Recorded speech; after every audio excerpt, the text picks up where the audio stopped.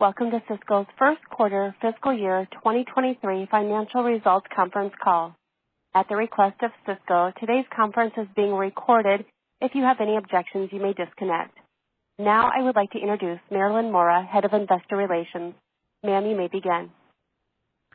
Welcome everyone to Cisco's first quarter fiscal year 2023 quarterly earnings conference call. This is Marilyn Mora, Head of Investor Relations, and I'm joined by Chuck Robbins, our Chair and CEO, and Scott Herren, our CFO. By now you should have seen our earnings press release. A corresponding webcast with slides, including supplemental information, will be made available on our website in the Investor Relations section following the call.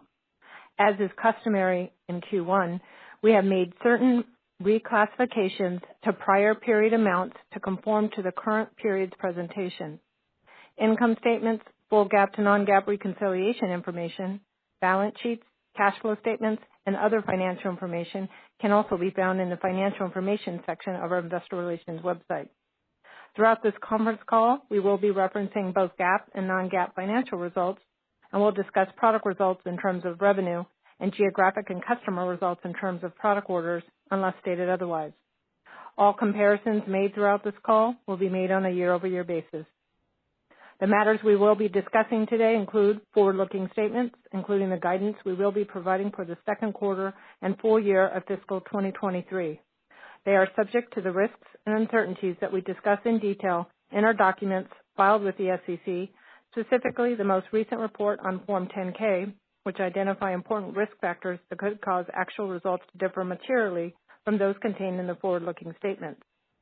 With respect to guidance, please also see the slides and press release that accompany this call for further details. Cisco will not comment on its financial guidance during the quarter unless it is done through an explicit public disclosure. With that, I'll now turn it over to Chuck. Thank you, Marilyn, and thank you all for joining us today. We are off to a good start in fiscal 2023, delivering strong results exceeding the top end of our guidance range for both revenue and non-GAAP EPS. We delivered the largest quarterly revenue in our history, driven by excellent execution and the actions our team took to remediate our supply challenges. Given these results, along with the strength of our orders, our visibility, and easing supply constraints, we are raising our full-year outlook, which Scott will cover later.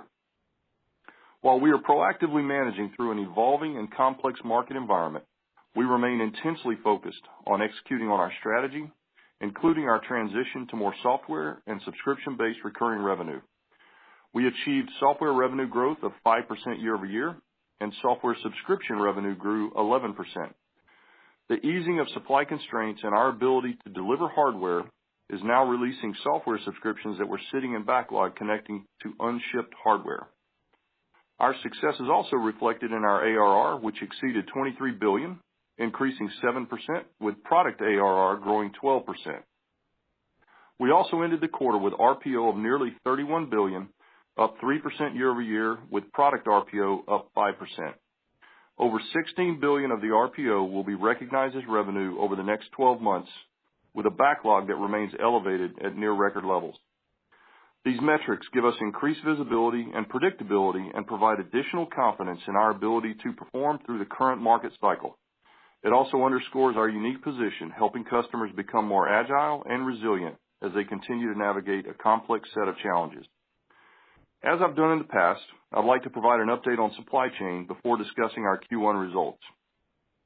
Like you've heard from others in the industry, we are encouraged by what we are seeing with modest improvement in certain component availability as shortages continue to ease from last quarter. The redesign of many of our products has also helped bring supply stability and more resiliency. Over the last few quarters, you've heard me talk about the actions we've taken to navigate supply constraints. These actions are paying off and are contributing to our results. We now have greater visibility in the ramp of our customer product deliveries, which in turn gives us greater confidence in our fiscal 2023 outlook. Now moving to performance highlights in the quarter. We delivered revenues of $13.6 billion, up 6%, and non-GAAP EPS came in at 86 cents, our second highest quarterly non-GAAP EPS in the history of the company. We also generated $4 billion in operating cash flow and returned over $2 billion to our shareholders. These metrics show we remain committed to operating discipline and our balanced capital allocation priorities. We are continuing to invest in our long-term growth opportunities while also returning capital to shareholders. In terms of our product orders in the quarter, it's important to note that the year-over-year comparison is against an unusually strong period of 34% growth in Q1 of fiscal year 22. From a geographic perspective, we saw some emerging cautiousness in Europe. This is driven by a dramatic increase in energy costs and market volatility, which is leading customers to assess their overall spend. However, this also presents an opportunity for us as our technologies like IoT, Silicon One, and Power over Ethernet drive a significant reduction in power consumption. To provide a normalized perspective, our Q4 to Q1 sequential growth was just slightly below the normal range over the last 6 years. It's also important to note that this was the second highest Q1 orders in the history of the company.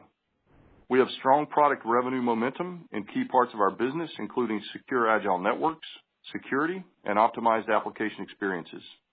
We also saw record performance from a number of products, including the Catalyst 9000 family, Cisco 8000, Wireless, Meraki, Thousand Eyes, and Duo. Networking is becoming increasingly critical to every organization, led by digital transformation, hybrid cloud, AI, and ML workloads. This is driving demand for our technologies. As we've discussed, there are also tailwinds to our business, such as hybrid work, 400 gig and beyond, 5G, Wi-Fi 6, security, and full stack observability. We believe these broader technology transitions will require every customer to re-architect their network infrastructure and in turn fuel long-term growth across our portfolio. As I speak with customers, they tell me that while they are closely watching the economy, they remain focused on making the right investments across their business to increase their agility and drive greater innovation and productivity. In our web-scale business, demand remains solid, driven by their growing investments with Cisco to build out AI fabric and massively scalable cloud networks. Once again, we saw strong momentum with our Silicon One-based Cisco 8000 routers.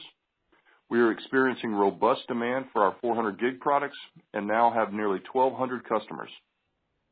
On a trailing 12-month basis, web-scale orders were up double digits or greater for the 8th consecutive quarter. Network capacity demand continues to increase, driven by 5G, IoT, pervasive video, and other technology trends I've mentioned earlier. With our commitment to powering next-generation networks while also driving sustainability, we launched new 800 gig switching platforms built on our Silicon One G100 chip to help meet customers' demand for more programmability, bandwidth, and energy efficiency. Let me now touch on our innovation, as I'm incredibly proud of how our teams have come together to deliver market-leading solutions for our customers. Security and hybrid work are now more critical than ever.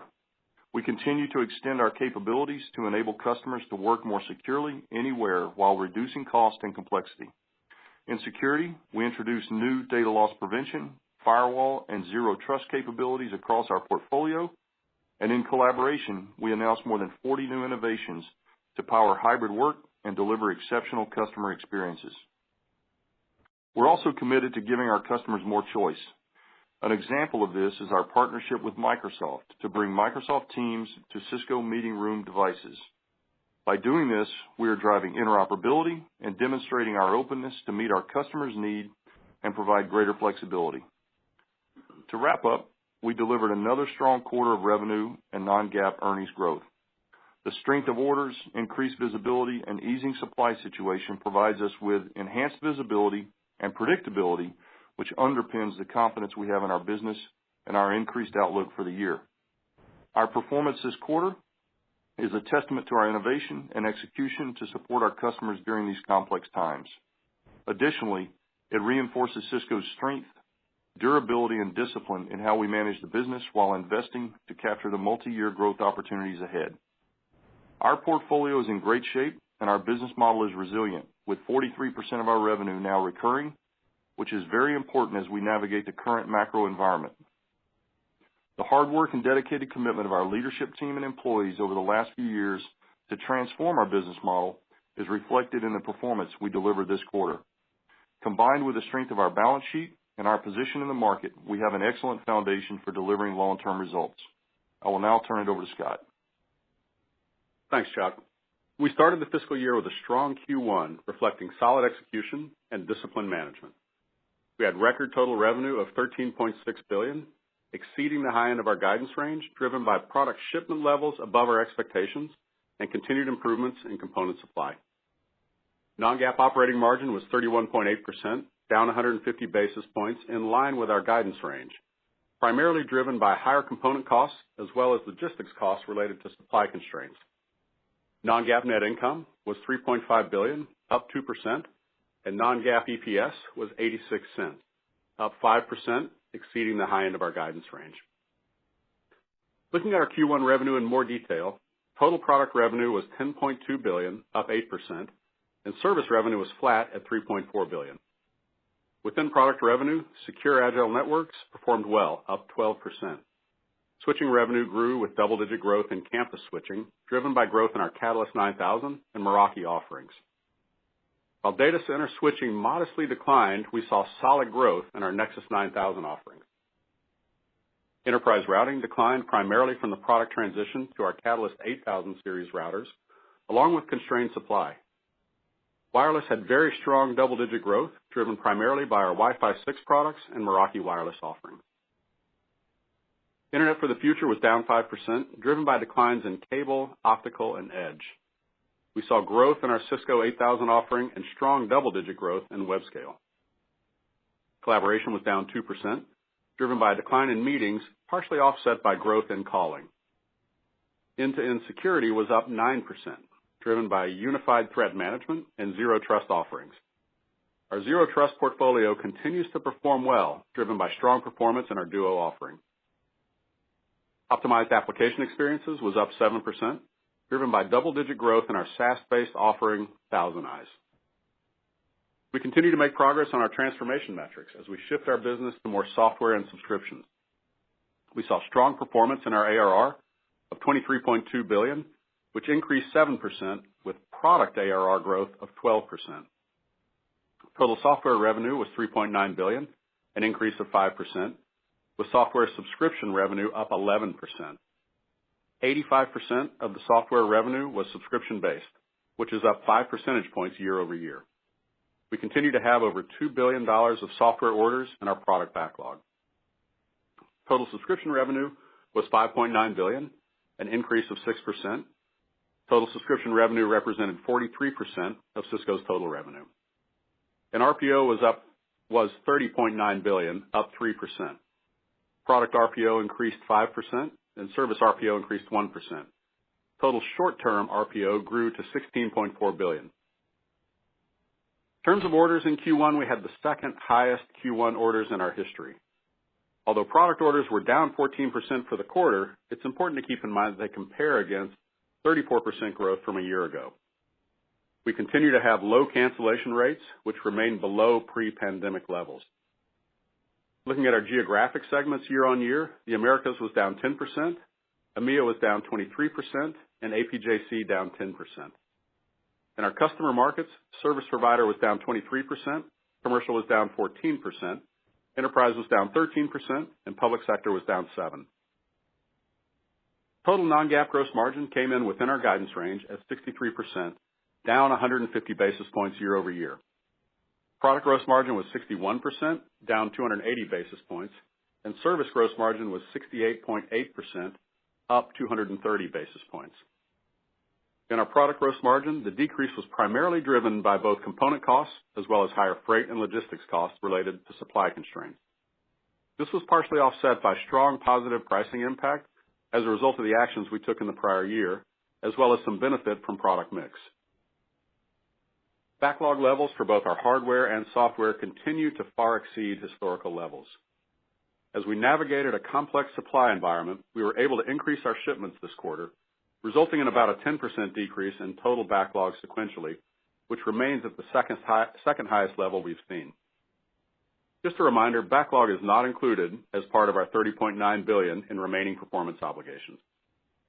Combined, our significant backlog and RPO continue to provide great visibility to our top line.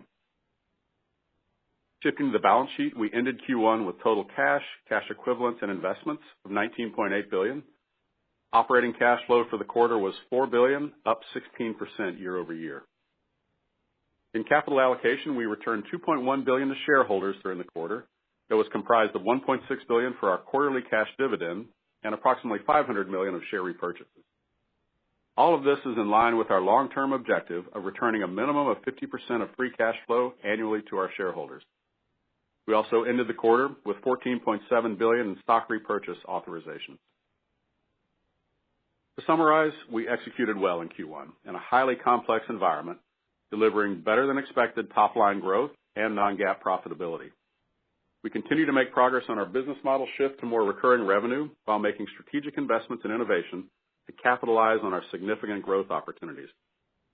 Consistent with that objective, we announced some restructuring actions focused on prioritizing our investments across our highest growth opportunities and right-sizing our real estate footprint to help maximize long-term value for our shareholders. Turning to our financial guidance for Q2, we expect revenue growth to be in the range of 4.5 to 6.5%. We anticipate non-GAAP gross margins to be in the range of 63 to 64%. Our non-GAAP operating margin is expected to be in the range of 31.5 to 32.5%. And non-GAAP earnings per share is expected to range from 84 cents to 86 cents. For fiscal year 23, our guidance is we are raising our expectations for revenue growth to be in the range of 4.5 to 6.5% year on year. This is up from the prior range of 4 to 6% growth. Non-GAAP earnings per share guidance is expected to range from $3.51 to $3.58, also up 4.5 to 6.5% year on year. In both our Q2 and full year guidance, we're assuming a non-GAAP effective tax rate of 19%. Our Q2 guidance reflects the increased visibility we have from our significant backlog and the RPO we have built up with our business model transformation, as well as the easing of supply constraints. The full year guidance rolls forward our Q1 overperformance with a prudent view of the remainder of the year. I'll now turn it back to Marilyn so we can move into the Q&A. Thanks, Scott. Michelle, let's go ahead and queue up the Q&A. Thank you. Meta Marshall from Morgan Stanley, you may go ahead. Great, thanks, and congrats on the quarter. Chuck, I was just wondering if you could dive a little bit more into kind of the commentary that you gave about Europe and just also kind of what you were seeing in terms of, level of activity or level of approvals needed within the U.S. That would be helpful. Thanks. Thanks, Meta.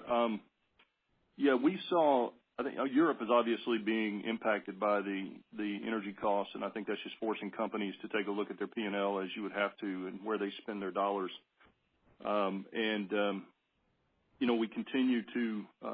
We continue to see it not be quite as cold there. We had conversations with some of our team members this week, which is a positive sign. But the other thing that I called out that I think is an important one is that customers are trying to solve this energy cost issue in a very aggressive way. And we have several technology areas that can help them do that, including our Silicon One technology, which powers their networks at much lower power consumption. You've got IoT, where we can connect these energy systems and make them more efficient, as well as power over Ethernet, which actually just reduces the power footprint for our customers. So it does also create some opportunity. I'd say if I go to Asia real quick, you've got Asia was actually pretty resilient. They're clearly aware of the economic situation that's going on, but we had 5 regions last quarter that were positive after big positives a year ago, including India, which grew significantly after significant growth the prior year. So that was a good sign. So Asia is pretty resilient, it feels like right now. And then in the Americas, I'd say it's a little mixed. We have some customers who are powering forward and other customers who are, taking a little cautious outlook. We think by December we'll have better visibility to the 2023 budgets, which will be helpful. And to your question about more signatures, we have seen our customers have implemented greater signature requirements, but by and large, the deals that we have going are getting signed. They're just taking a little bit longer than we expect. Great, thank you. Next question, please. Tal Liani from Bank of America, you may go ahead. Hi, guys. Thanks so much. Great quarter, and I see that the numbers are going up. But the question is, how much of it is backlog flush and how much of it is the environment? Meaning, I look at your product growth, orders, it's down 14%. Last quarter, it's down 6%. And the question is, how is the environment itself? Is the environment weakening from an orders, bookings, backlog? Is the environment weakening and what we're seeing is acceleration because of supply constraints that are easing? Or is the environment holding up? And maybe you can refer to some of your big product categories to see how the trends are. Thanks. Yeah, thanks, Tal. So this is a question we expected, so I'm going to give you a little more detail than I probably normally would. First off, the 2 quarters we just finished and the next quarter, we have massive year-over-year comparisons from a prior year. So as we discussed last time, we think it's more important to look at sequential growth as an indicator. And as I said, we were slightly below our historic quarter-to-quarter range, roughly a percent, so it wasn't significant, not completely out of line. Certainly a little lighter than we would expect normally, but not significant.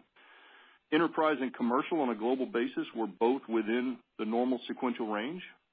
Public sector was slightly out of range, and service provider just lumpy, so the sequential reflection on service provider is not really valid. So demand was not, it didn't fall off a cliff by any stretch. In fact, U.S. enterprise, after a upper 20s growth in the prior year, they actually posted, low single-digit positive growth again. So that was a positive sign. Our order linearity within the quarter was in line. And remember, it was our second largest Q1 orders ever. So the only quarter that was bigger was the quarter a year ago. So that's positive. Now, what you're trying to get at, and I think everybody's trying to get at, is this year being driven by backlog, and then as we go beyond that, everything falls apart. So let me give you some data points on this. Even if our orders are down 10% this year, which is not our forecast, we project today that we will end the fiscal year with 2 to 3 times our historic year-end normal backlog.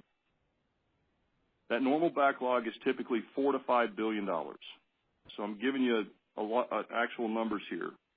And then when you couple that with 43% of our revenue now coming from recurring, which is reflected in our RPO, that's what gives us a high degree of confidence and a high degree of visibility in the near term. So hopefully that helps you as answer your question, Tal. Great. Thank you. Great. Thanks, Tal. Next question. David Vogt from UBS. You may go ahead. Great. Thanks, guys, for taking the question. So, Chuck, maybe just as a point of clarification, you talked about the sequential decline was a little bit worse than seasonal, but you took down backlog by about 10%, looks like quarter over quarter. Can you just kind of help square those numbers? Because that sounds, if I just say that, you did about 13.1 last year in the fourth quarter, you'd be a little bit below 12. David, I think we may have lost you. Hope it wasn't us. David, you there? Can you guys hear me? Now we can. We lost you there. Sorry about you that. got cut off in the middle of your sentence. Sorry about that. Yeah, just can you help square the backlog versus the sequential commentary? Yeah, they're actually your quarter. Yeah, if I look at your quarter-over-quarter backlog commentary, that was slightly below seasonal, but it sounds like you took down backlog by about 10%.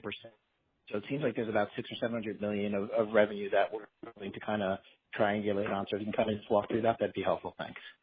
Sure. Yeah, the backlog came down about 10%, leaving us with an ending backlog at the end of Q1 that was the second highest in our history and higher than what we had seen at the end of Q3. So we took a spike up a little more than 10% in Q4 and came back down in Q1. What Chuck was talking about on the sequentials is really about the overall product bookings that came in versus where we're standing in backlog. So the flow through of, orders come in, drop in the backlog, that backlog then converts into revenue. That's the way you got to think about it is less about does the change in backlog convert to revenue growth and more that does the change in backlog convert to build. And remember, bookings contributes to both backlog and RPO. Got it. And maybe just one final thing on profitability. When software comes out of backlog, I would imagine that would have been a tailwind for gross margins in the quarter. Can you kind of quantify what that might have been in the quarter, given, obviously there's some supply chain pressure and logistics pressures on margin? Yeah, you said it right. Longer term, the software component continuing to grow and us being able to ship that out of backlog will be a tailwind to margins. Right now, what we're shipping out of backlog is still a lot of aged product. We made great progress, by the way, on our aged backlog during the quarter, but a lot of what we're shipping out still is orders that were received prior to the price increases. So you see two things happening at once. You see the higher cost and the revenues tied to pre-price increase sales at the same, which obviously is a headwind to margins. At the same time, we see more software being shipped out, which is a tailwind. The net is it continues to be a pretty significant headwind. 61% product gross margin in the quarter, in line with what we had seen in Q4. The good news is we made good progress on shipping out a lot of that aged backlog. There's still a little bit more to get out in Q2, and so I expect by the end of the year, margins to expand from where they are now, product margins to expand 50 to 75 basis points. Great. Thanks, Scott. Mm-hmm. Next question, please. Ittai Kidron from Oppenheimer. You may go ahead. Thanks. Nice results. Chuck, I want to go back to your answer to Tal's question. It's very clear that with orders down and your ability to fulfill now much more enhanced, that the backlog over the next few quarters will just continue to decline. So help us get our hands around what would be a level of decline that would make you worry versus a level of decline that you would think as a normal pace in going back to historical normal levels. What would be the line in the sand, would you say, where we would say more than this, we probably have an issue, but if it's around X, then it's perfectly normal and reasonable that will happen over the next 12, 18 months? Yeah, Ittai, we've actually modeled out various booking scenarios for the year, and it would have to be significantly worse than what I told you for it to be concerning. Scott, do you have any other comments? No, I think what you're trying to get at is when do we get back to more seasonal patterns, right? Obviously, seasonality went out the window, both going into the pandemic and then coming out of it with those 3 consecutive quarters of north of 30% growth. We are beginning to see signs of normal seasonality returning. It's going to be a little complex to see, though, because as supply constraints loosen up, we'll be able to reduce lead times. We've already done that for a handful of product lines, and as we do that, of course, that will have an effect on just the current period bookings. So it's going to be a little bit difficult for you to spot those trends over the next few quarters as lead times normalize. Very good. Thank you. Thanks. Next question, please. Tim Long from Barclays. You may go ahead. Thank you. Yeah, 2 quick ones if I could. Maybe Chuck, on the cloud vertical, could you talk a little bit, still talking double-digit orders there, could you kind of just parse out the deceleration in terms of maybe just normalization of extra quarters of ordering versus potential for there's been a lot of talk of normalization of spend by the cloud players next year. If you could kind of parse those 2 out. And then on the software side, just curious if you can update us. It sounds like a lot of hardware converted, which helped. Could you talk a little bit about kind of 9K renewals and maybe any of the other standalone software offerings that you think could also help that growth number the next few quarters? Thank you. Yeah, 2 good questions, Tim. So on the cloud vertical, I think you're calling out the right thing, that the normalization of the orders is going to probably occur over the next few quarters. In fact, I wouldn't be surprised to see our trailing 4-quarter rates over the next couple of quarters maybe even dip negative because of so much ordering ahead that we've seen. But we continue to see real strong demand in general from them. We've done a great deal of long-term planning with them. We have some number of orders that aren't even that don't even show up in bookings yet because they're out past our bookings lead time window. So that's positive. So we continue to see success there. We continue to win franchises, and we feel good about where we are there. On the software side, what I would say is that the 9K renewals are improving. They're still not material right now. I think next year we'll see that occur.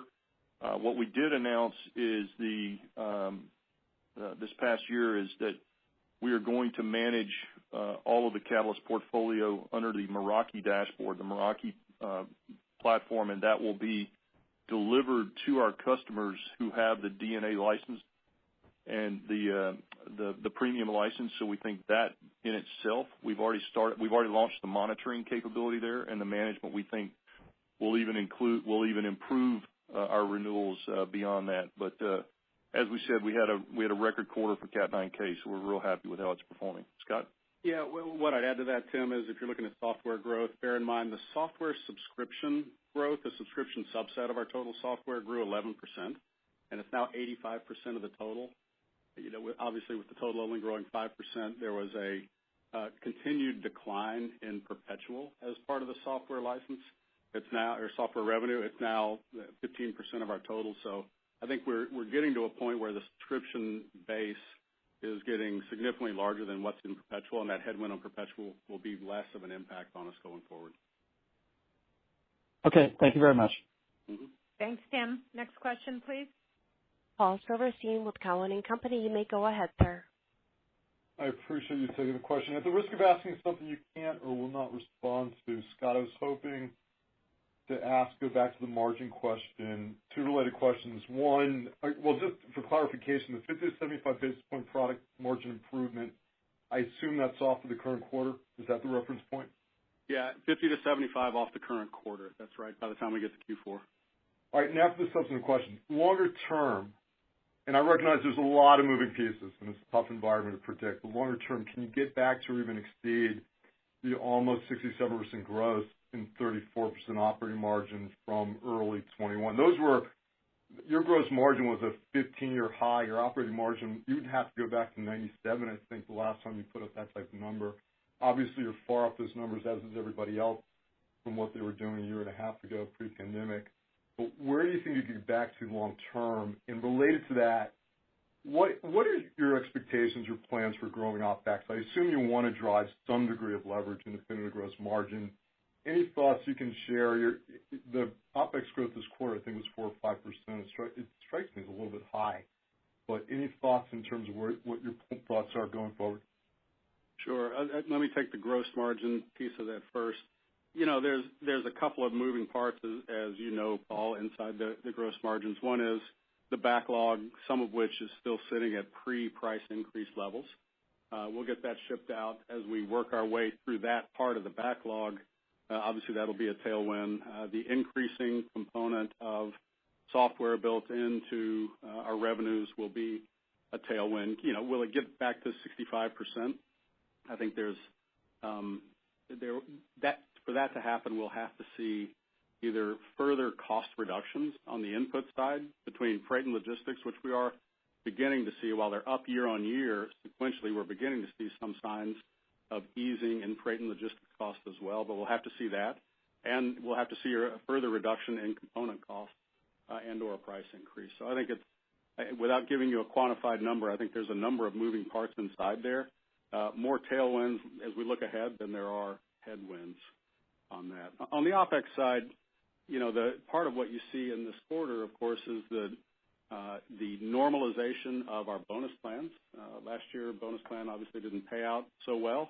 As we go into this year, you know, and you normalize that, that's part of the OpEx growth. We did have a slightly bigger than normal annual merit increase cycle. That's driving some of the OpEx growth as well. I think our focus longer term is, which you've heard me say, it's balanced, profitable growth, right? If you look at our guide for the year, 4.5% to 6.5% growth on the top line, 4.5% to 6.5% on the bottom line. Long term, we talked about 5 to 7% top line, 5 to 7% bottom line. I think that's really the way you need to think about it. I appreciate it. Thank you. Mm-hmm. Next question, please. George Notter with Jefferies. You may go ahead. Hi, guys. Thanks very much. I wanted to ask about the impact of foreign exchange. Obviously, U.S. dollar at 20-year highs. Maybe you can talk about how you're broaching that conversation with customers internationally. Are you seeing any diminishment of demand? What's the picture? Thanks a lot. Yeah, I'll start with the numbers on that, George, and I'm sure you know this. We sell about 90% of our revenue denominated in USD. So there's not a big translation impact to us for the strength of the dollar. It's not insignificant, but it gets offset by the benefit we get on the OPEX line. So FX to us from a translation standpoint really hasn't had a material impact. You know, as we look at now you're selling in USD with an elevated exchange rate to the dollar, there's no question that is having a bit of an impact. Certainly, you know, one of the things contributing to what Chuck talked about earlier that we're seeing in Europe, you know, not only are they battling high inflation in their own markets, but that increased cost in local currency to transact has been a bit of a headwind. But we've dealt with this. We've sold in USD through the entire history of the company, not expecting it to be something that has a lasting impact on us. Great. Thank you. Let's go ahead and take our next question, please. Amit Daryanani from Evercore. You may go ahead, sir. Yes, thanks for taking my question. I guess maybe the first one, I was hoping you could touch on the service provider market. I think you said orders were down 23%. That seems a bit more severe than the rest of the portfolio. Can you just touch on what's happening there and anything you would apply service provider versus web scale would be helpful. I couldn't understand the question. Can you repeat the question? Sorry. So I was hoping you could talk a bit about the service provider order decline of 23%. Seems a bit more severe than, you know, the rest of the business. And then anything over there between web scale and kind of the traditional service providers would be helpful. Yeah, Amit, thank you for that. And I think the reality around that one is simply, if you go back a year ago, that segment grew 65%. I think that's the fundamental issue. I don't think there's anything else going on.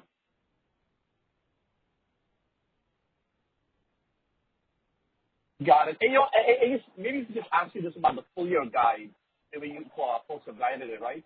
So you just did 6% growth against a very difficult compare. And I get the raised full year guide, but you aren't really assuming much of an acceleration for the rest of the year, despite compares getting easier. So I guess, you know, Chuck, is that just being conservative, or are you seeing signs in your backlog or your orders that give you a pause on that? Because given how easy the compares get, I would imagine the growth will accelerate a bit for the year. No, there's nothing that's giving us pause in that. I mean, we guided up the full year in revenue from what had been a guide of 4 to 6% growth to 4.5 to 6.5. That effectively rolls forward the outperformance that we had in Q1 into the full year. There's no change in the way we're looking at the second half of the year, either plus or minus, but it's a prudent view of what we expect in the next 3 quarters. Fair enough. Thank you. Next question, please. Simon Leopold with Raymond James. You may go ahead, sir. Thank you for taking the question. I wanted to see if there was some way you could characterize your own lead time. So if you had customers placing orders today for Meraki products or campus switches or data center gear, what are the lead times for getting the product for your customers, and how does that compare to the prior quarter and prior year? Thank you. Yeah, I'll make some comments, and then Scott, if you want to add some color, feel free. The range on the products is very wide right now. We still have a couple of product areas that we have component issues that we're doing some work, and I think we've got probably one more quarter before we start improving those.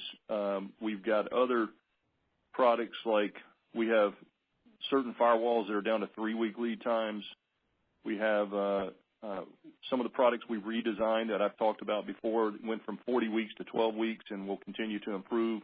I think we made improvements in roughly half of the portfolio, half of the product families improved during the last quarter, and we would expect to continue that progress as we move forward.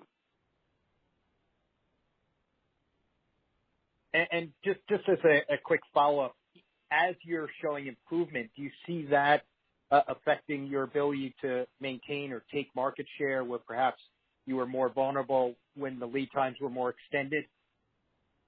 Yeah, I think the whole market share discussion is reflected in our backlog. I mean, that's the issue, and as we ship it, you will see us. I think you'll see us over the next 12 months gain market share as we have an outsized backlog that we'll be delivering. So I would expect that to have a positive impact. Thank you very much. Thanks. Thanks, Simon. Next question. James Fish with Piper Sandler. You may go ahead, sir. Hey, thanks for the question. On the restructuring plan, I know these things are never easy, and we had picked up that the collaboration side was seeing some layoffs, but what product areas are being most hit? How should we think about the reduction of headcount here overall? What's the strategy to change the direction of some of these growth businesses around that have been kind of struggling to growth? And by that, I really mean the collaboration side. And how much are you guys factoring this kind of impact into the top line here on guide? Thanks. Yeah, so we're actually speaking to our employees tomorrow about this. So I'd be reluctant to go into a lot of detail here until we're able to talk to them. I would say that what we're doing is right-sizing certain businesses. We're really focused on resources moving into, like in the enterprise networking space, accelerating our platform strategy. We will be making significant investments in security and beefing up our team there and the capacity to continue to innovate there. Those are important areas. And so if you would understand, I'd prefer to wait and talk to our employees tomorrow about it. But you can just assume that we're not actually, there's nothing that's a lower priority, but we are right-sizing certain businesses. And since you asked about collab, I'll tell you a little bit about what we see incredible strength right now in our calling business, our cloud calling business. We see great strength in our cloud contact center business.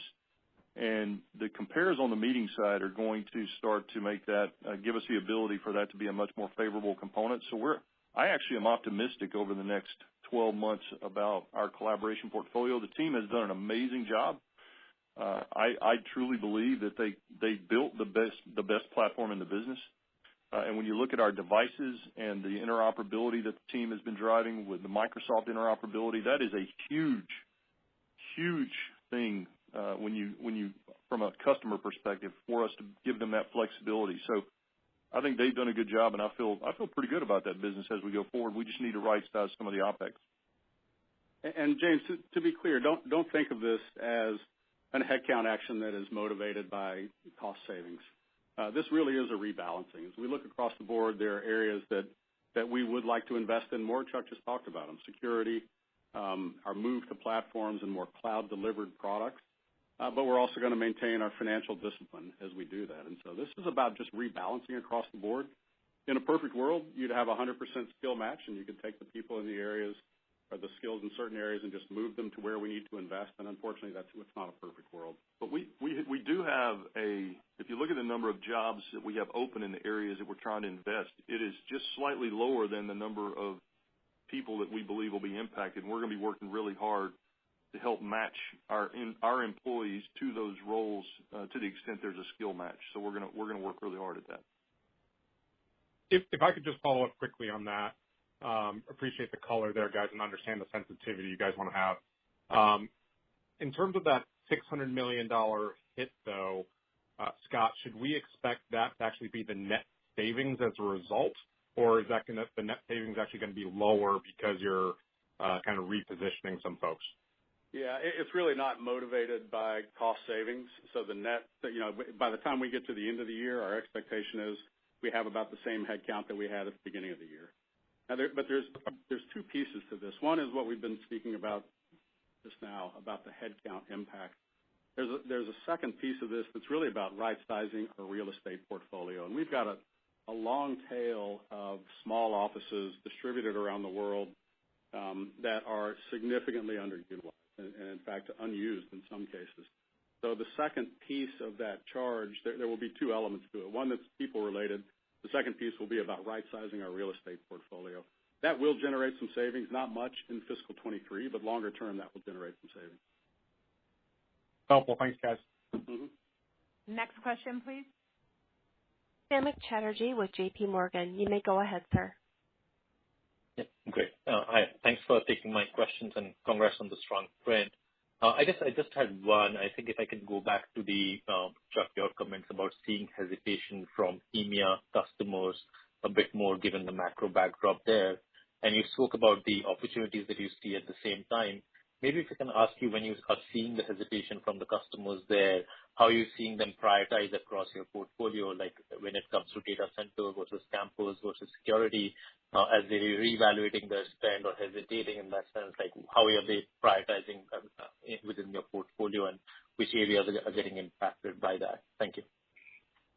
Yeah, Samik, it's a good question, and I would say the first thing I would say is that Gartner recently came out with a survey of executives in our customer base, and they've almost half of them said that their technology investments would be the last thing they cut.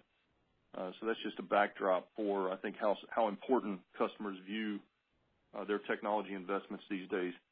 When we look at where customers are investing, many of them are investing they're moving forward with their hybrid work investments, right, and creating the infrastructure that they need to deal with this new world. We see customers continuing. We saw a recent survey that talked about customers who are balancing their private cloud and public cloud workloads. And so the whole re-architecture of the infrastructure to deal with these new traffic patterns is another area. I mentioned in Europe with the power, with the energy costs, there's a lot of focus. IoT has just been accelerating over the last 2 to 3 years, and we saw another. I think we had a record bookings quarter in Q1. I believe it was really strong, where customers are really looking to connect these systems to actually optimize their power consumption and their efficiency.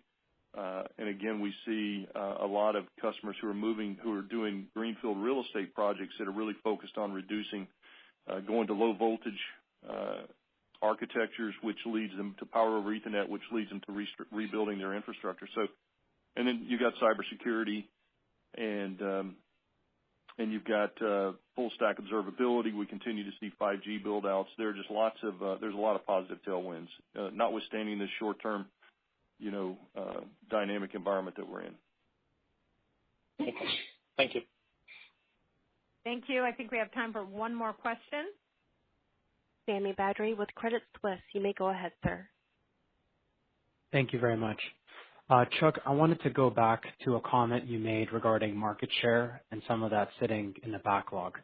Now, if we assumed that there was nothing in the backlog and all the numbers that you generated were publicly reported through your financial statements, would that show that Cisco actually maintained or increased or even lost market share?